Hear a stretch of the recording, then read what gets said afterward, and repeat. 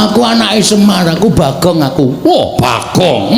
Wah, iki oke kawulaku ya sing tepung karo iki.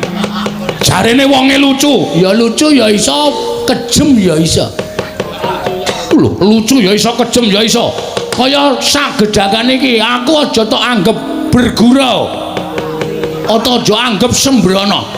Ning kata-katamu sing kliwat saka ukuran kowe arep mboyong karo Bapak Semar. Sapa jenengmu Prabu sapa? Kenceng Gusi, Kenceng Waja. Kenceng Waja. Ora sak penakmu dhewe kowe ngrasani Karang Kajembel. Ora sak kepenakmu dhewe kowe arep meksa karo Bapak Semar. Tak omongi ya ning tanah Jawa kene iki ukurane hukume wong nyilih kuwi disilihi, nek ora disilihi ya wis nampa. Hukume wong takon diwangsuli. Ngono lho. Dadi nek kowe arep boyong karo Semar, nek Semar nek gelem ya boyongan ora masalah. Nek Semar ora gelem aja pisan-pisan meksa karo Semar.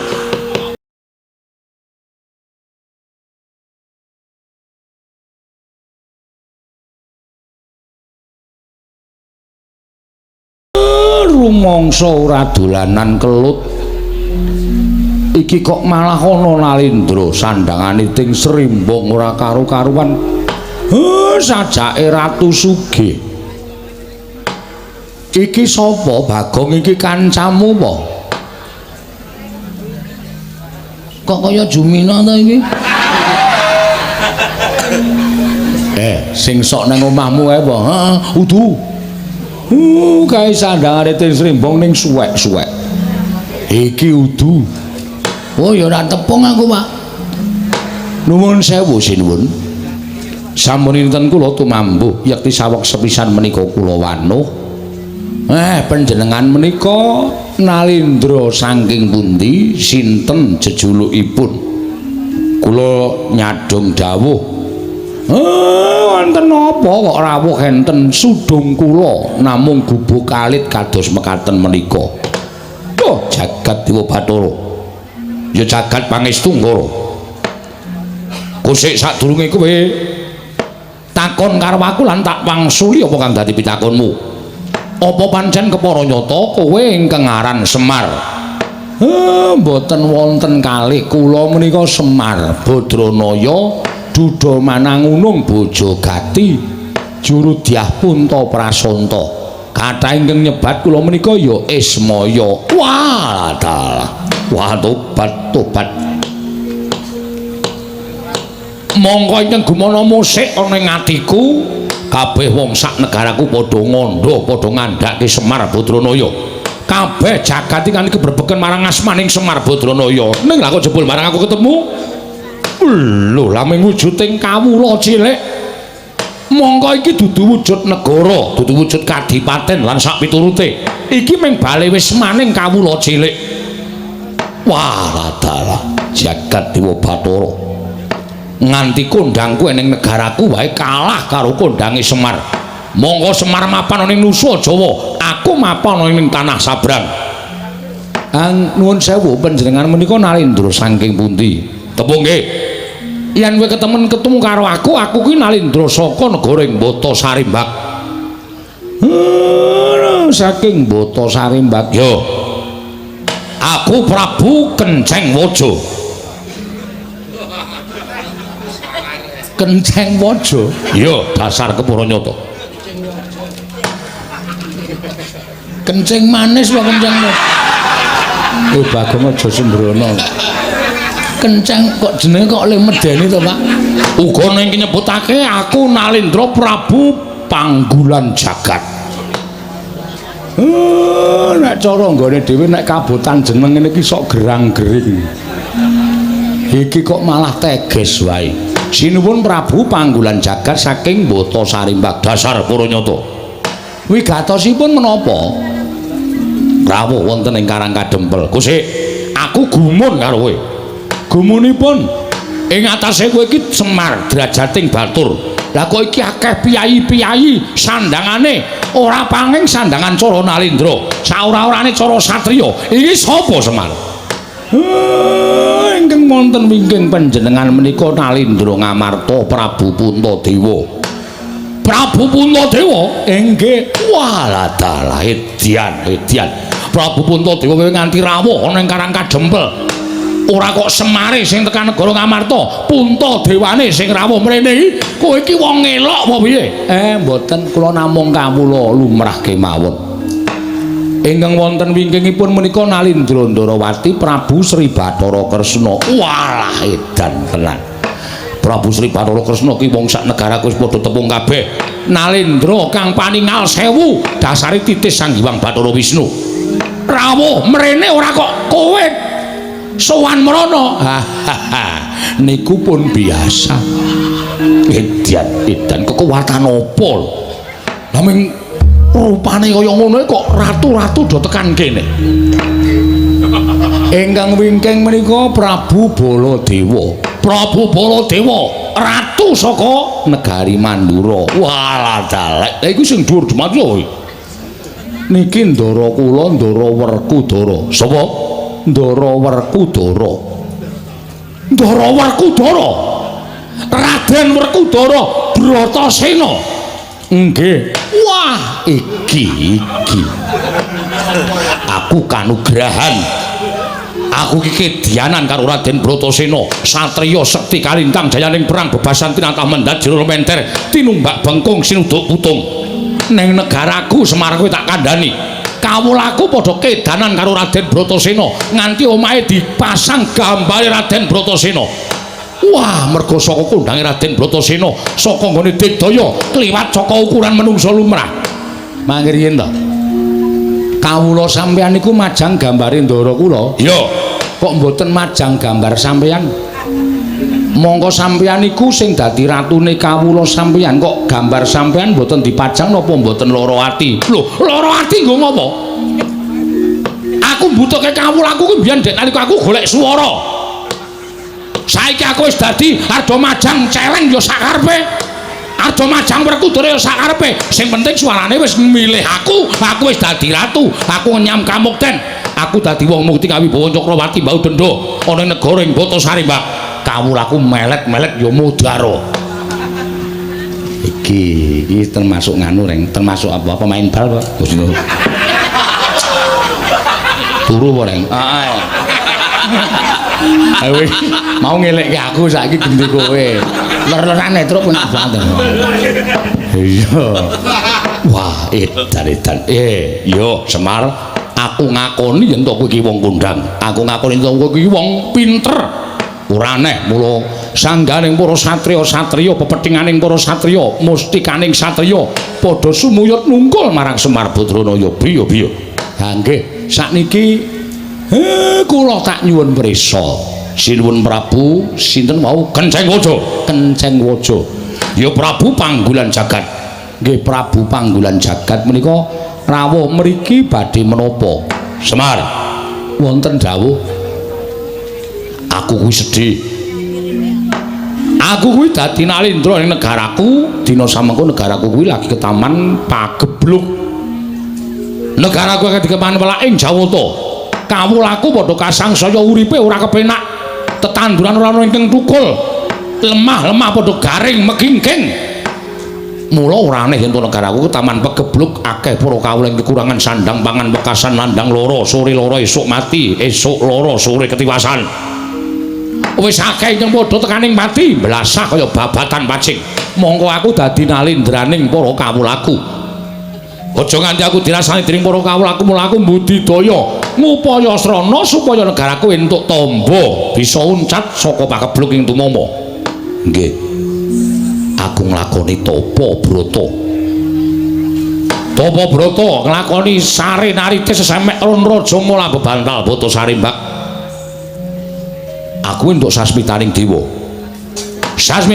ingkang tak tampa negaraku bisa waluya nirmala temajati jati temah mulya yen to ora mung telung kedheping netra ditunggoni dening Semar Badranaya mula sowan kono ngersaning Semar iki kowe gelem kowe tak boyong ning negaraku ora ketang mung sedina sewengi kowe nginepa ning negaraku dadi srana waluyaning praja negara Batasari Mbak ya prajaku Mar yen kowe kepengin njaluk pitukon apa kowe tak boyong ning negaraku sedina wae kowe njaluk dibayar apa tak bayar pirang miliar pirang triliun tak bayar kenceng ora-orane nek tak cicil tak bayar apa kowe njaluk omah kowe budal ning negaraku omahmu iki tak bongkar tak bangun sakedheping netra kowe wis duwe kraton ing Magrong apa kowe njaluk sandangan sing apik ya jarikmu wis ora wangun dienggo ganti jarik sing prada mas aja men suwengan lombok abang suweng inten sak kurungan jago nek ora kewer-kewer kupingmu ning tak sembadani nggih apa kowe njaluk kalung kesehatan mesti bakal tak paringi supaya uripmu tambah dawa watuk-watuk ilang sesek ora bakal tumomo panu kadas kurap ilang kabeh kita iki ratu bekas bakul obat kita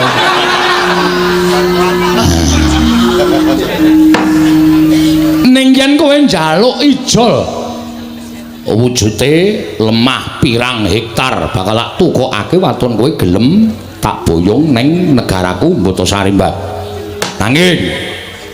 nanging yen kowe ora gelem tak boyong ning negaraku Mbotosari Mbak kowe tak ijoli dhuwit ora gelem tak ijoli sandangan ora gelem tak wenehi apa-apa ora gelem tak gaweke omah ora gelem kowe puguh ora gelem rawuh ning negara Mbotosari Mbak tegese kowe bakal mentolo karo patine kawulaku yen nganti aku bali ning negaraku aku ora boyong kalawan kowe bakal padha nyuraki karo aku disenggo aku ratu sing ora iso ngayomi marang para kawulaku muluk tinimbang aku bali dadi sarta nglakoni sastra wirang aku dadi wong sing dicacat dicedha dening para kawulaku luwih becik aku ngruda paripeksa lawan kowe aku ngruda paripeksa lawan kowe kowe tak alus ora kena yen perlu tak kasar yen kowe ora gelem tak boyong ana ing negaraku tinimbang aku ning negaraku mung dicacat dening para kawulaku mati ning kene tak lakoni negaramu utawa Karang Kadempel tak bumi angus legane atiku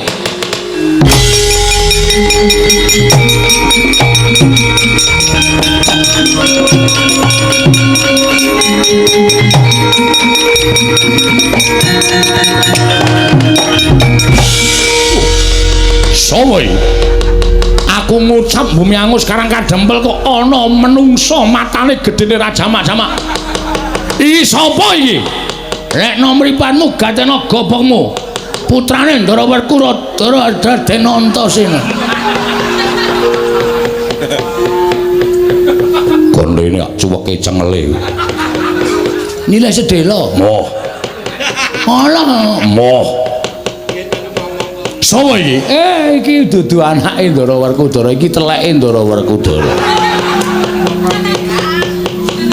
aku anake Semar aku Bagong aku wah Bagong wah iki oke kawulaku ya sing tepung karo iki jarene wonge lucu ya iso kejem ya iso lho lucu ya iso kejem ya iso kaya sagedagan iki aku aja tok anggap bergurau atau aja anggap sembrono ning kata-katamu sing kliwat saka ukuran kowe arep boyong karo Bapak Semar sapa jenengmu Prabu sapa Kenceng Gusi Kenceng Waja Kenceng Waja ora sak penakmu dhewe kowe ngrasani Karang Kadempel ora sak kepenakmu dhewe kowe arep meksa karo Bapak Semar tak omongi ya ning tanah Jawa kene iki ukurane hukume wong nyilih kuwi disilihi nek ora disilihi ya wis nampa hukume wong takon diwangsuli ngono lho dadi nek kowe arep boyong karo Semar nek gelem ya boyongan ora masalah nek Semar ora gelem aja pisan-pisan meksa karo Semar mergo kowe arep berhadapan karo Kapolsek Karang Kadempel Kapolsek kok wetonan Soping kok dadi Kapolsek ya men cerewet napa mbone ora iso crita iki rasah crita kong butuh sekolah barang kowe ngapa cerewet truk meneng lagi ya tantang-tantangan malah di sapenake dhewe yen ngono kowe sing dadi palange Prabu Panggulan Jagat bakal boyong Semar. Arto boyong-boyongan ora masalah. Arto kapak-kapake nek Semar gelem ki terserah kowe. Wong dasare aku ya wis jelen duwe Bapak Semar. Neng ora usah ngucap arep bumi angus Karangkajempel. Karangkajempel ki bumi kelahiran kowe, Mas. Karangkajempel ki tanah kelahiranku. Aku lahir neng Karangkajempel. Mula aku ki jejer putra bumi sing wajib berani Karangkajempel. Sing wajib aku iso jaga Karangkajempel. Nek ana wong sing arep ngosasik Karangkajempel, arep gawe geger Karangkajempel, ajange ora ning dadane Semar, ning dadane Bagong. Wah, jenenge Bagong. Waduh. Aku mas ngaku Antasena e. Bagong ya Antasena. Ngopo to? Mbah ya santai ora. Wah, Antasena dapure kaya dingklek. Rupa kok kaya dingklek ya, Tru. Bola-bali dilingguhi. Nek ora masalah, aku tetep gelem kaya dingklek. Tenan, aku nek dilingguhi mangap aku. Ah iya.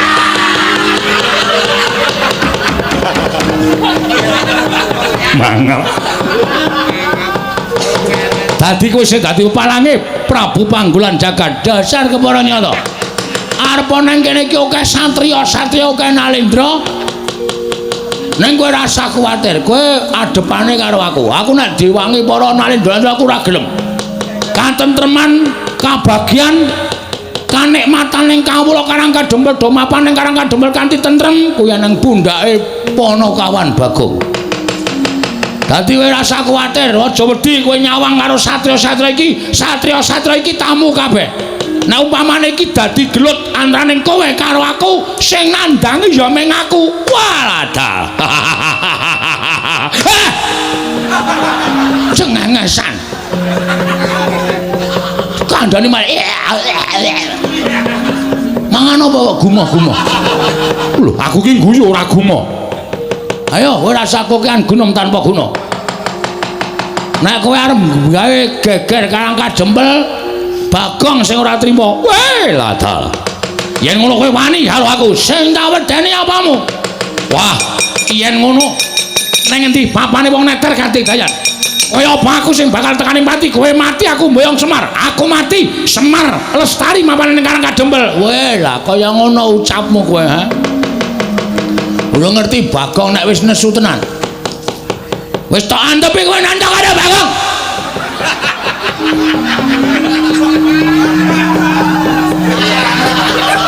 Lah Kresna guyu apa? Bagong niku lho. Latri nyawang nesu kok sakarepe dhewe. Omonge cepete ra jamak-jamak. Ratune kok ya betah-betahe ngono lho. Wong saka kene ambune wae abape bathang tok kok. Kok ya ratune iki tanpa lunga. Warane karo bawenan. Arwani karo Panakawan Bagong. Aku wis ngentekke raja kaya kowe iki enem akhir-akhir iki. Hah? Modar kabeh mungsuh Bagong. Dadi nek kowe arep kurang ajar karo Bagong, oh, ketiban sikile Ndara Werkudara ora mati derajat modar.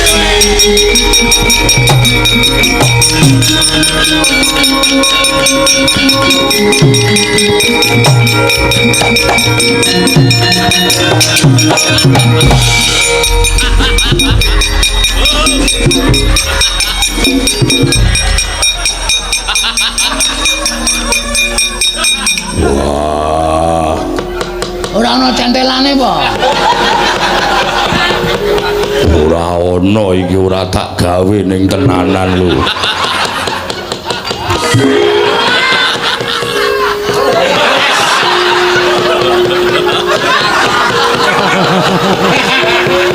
Sajake sing natah lali mbiyen. Kudune ana centelane kok ora ana centelane. Wah, Bagong gawe kaget. Gawe kaget pripun? Kowe muni tiban sikile Werkudara. Wah, jangka tendang wonge. Werkudara.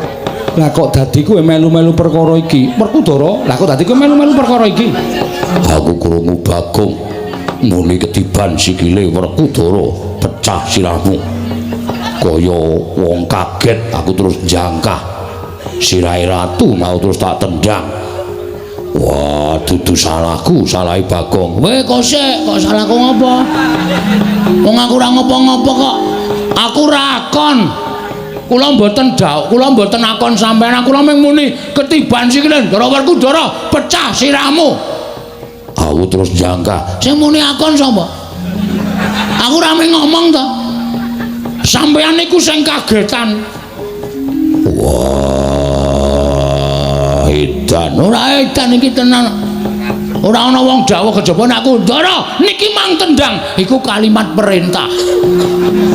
Berarti sampean kula kon.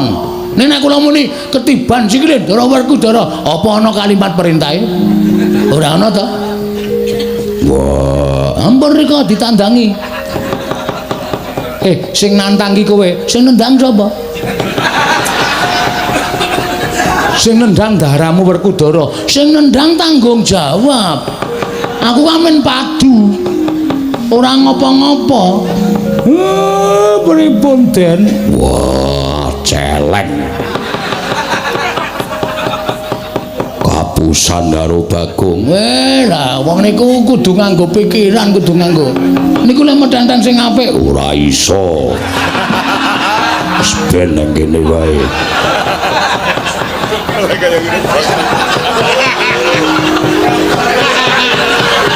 sajake lali dinggeti sithik ngono lho. Men kukune niku cemantel dadi niki aluse ra jama-jama iki dadi bablas. Iya. Mon rika ditandangi. Wah, edan. Ora edan tanggung jawab kok edan piye? Sing nendang sampean kok. Masa sing nendang sampean sing temandang kula ya geseh. Wong kula niku mung nantangke kok. Kula mung mangsuli omongane ratu. Kowe mau nganggo tembung kaya ngono mau, tumrap aku kuwi didhawuhi. Anak kula niku ratu napa-napa. Wong kula Ponokawan kok dawuh bendara ya ora mungkin. Wah, ning yo tak kira-kira bener Bagong. Bagong ki ora ana tembung akon karo Werkudara. Mesine Werkudara kudune tanggap karo ukarane Bagong, aja kok sakepenake dhewe. Gandeng sing nendang Werkudara sing tanggung jawab Werkudara. Oh, dan ora balaku ke. Ayo, pripun? Werkudara? Iya. Bagong bener kok. Lah wong nyatane Bagong mau muni piye Bagong? Ketiban sikile Werkudara. Lho, kuwi ora ana ukara dawuh to. Ora ana ukara nyuwun tulung, ora ana ukara sing Bagong kuwi akon karo Werkudara. Ya mung kowe iki sing lagi kaget. Wah, leran. Bocah nular kok reng. Mau aku kowe terus saiki Ndara Werkudara. Nggih terus Ndara Janaka. Ngomong Bagong wetruk edan ora. Ampun sare. Ora beda. Lah kok gagap-gagap to. Mak tratap aku. Werkudara nek ora iso nglampungi tegese Siadi. Iso miwiti ning ora iso ngrampungi, iso nggelar ora iso nggulung. Aku moh yen to duwe kadang iso miwiti ning ora iso ngrampungi tegese ora tanggung jawab. Wah, edan.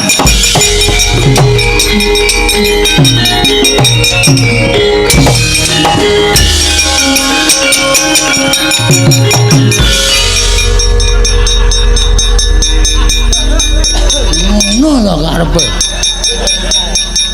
Mengar lungae kok ngantel ndas. Wer, Gong. Nek krungu lho. Kurang ajar ora. Penyakit ora tututane lho. Aja rasa. Aku padake cah jireye. Dianggep aku wong wedi karo Ndara Werkudara. Tua-tua Bagong, ame mlayu kok ngantel sirah.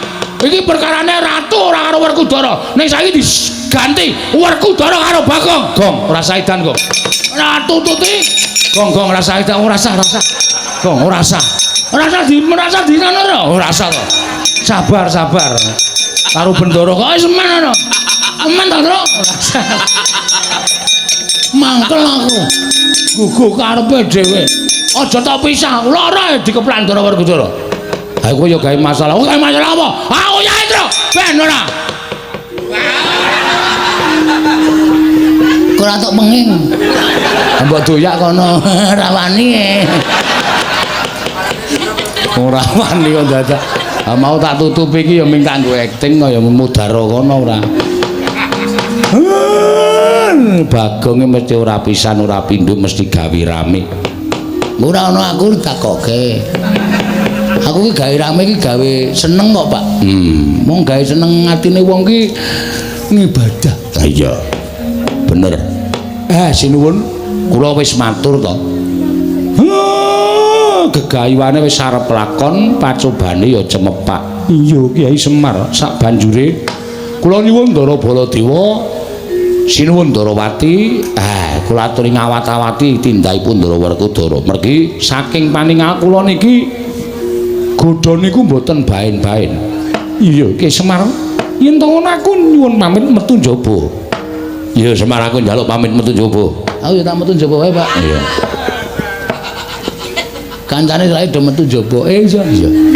Ndara Janaka nyuwun tulung nggih dipun tentremaken nggih Ndara. Iya Panakawan Bagong. Reng ayo reng manunggal sayuk rukun gotong royong njaga perdamaian Karangkadempel. Aja nganti klebon menungso kaya Prabu Kenceng Waja karo ya Prabu Panggulan Jagat mau. Iya karo calo karo Petruk barang ya Tru. Ayo. Ndak nggo dukani bapak. Ndara Puntadewa monggo kula dherekaken manjing sak lebeting Bali Wisma. Dipun icipi napa sing pun dimasake kalih kanastren. Iya Kyai Semar. Ngestoke dawuh sawontenipun lho Ndara. Daranipun boten kados teng kraton. Iya Kyai Semar ora dadi ngopo. Bagong tilik ana mbokmu wis rampung urung tak kembul dahar karo ndaraku. Siap. Wis Pak. Syukur. Jangan lombok. Tempe. Ora ana iwak-iwak apa to apa. Ana siji pupu tak icipin tak Pak. Akeh iki nggo aku lentuk gendurenan wingi sore. Tak nget. Wis ana-anane karo krupuke mlempem dicokot wani. Iya. Wis ora apa-apa. Monggo Den. Sami mlempak wonten ing sudung kula sarwi sesanti kamulyanipun mugi tansah manggya yuwana.